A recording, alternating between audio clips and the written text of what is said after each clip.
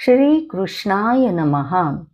य एनं वेत्ति हन्तारं यश्चैनं मन्यते हतम् उभौ तौ न विजानीतो नायं हन्ति न हन्यते।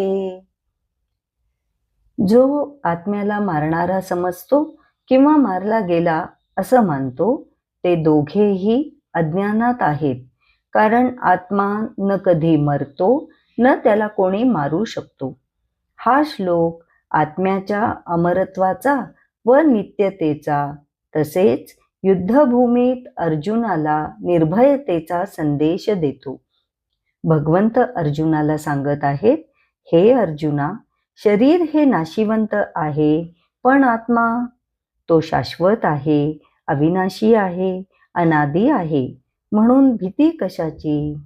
तू जर शरीराच्या दृष्टीने विचार केला तर हे अंतवंत असल्यामुळे त्यानं मारल्यामुळे मरतीलच असे नाही, आणि युद्ध सोडून गेल्यामुळे त्यांचा मृत्यू टळेल असेही नाही।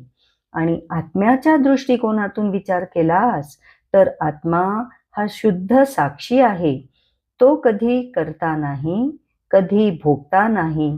मी मरतो किंवा मेलो हे फक्त अज्ञानातून निर्माण झालेले भास आहेत।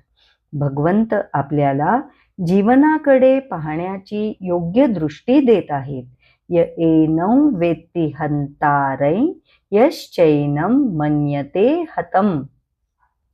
कर्माचा कर्ता म्हणून कर्तृत्वाभिमानही नको, आणि फळ प्राप्त झाल्यावर सुखदुःख भोगणारा मी हा भोक्तृत्वाभिमानही नको।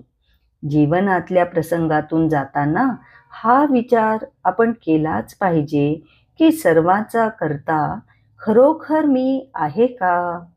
आपण येणारी शिंक सुद्धा आपल्या प्रयत्नाने थांबवू शकत नाही।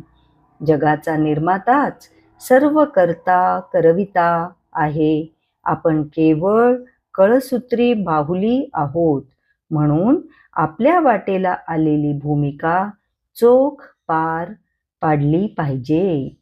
श्रीकृष्ण शरणं मम।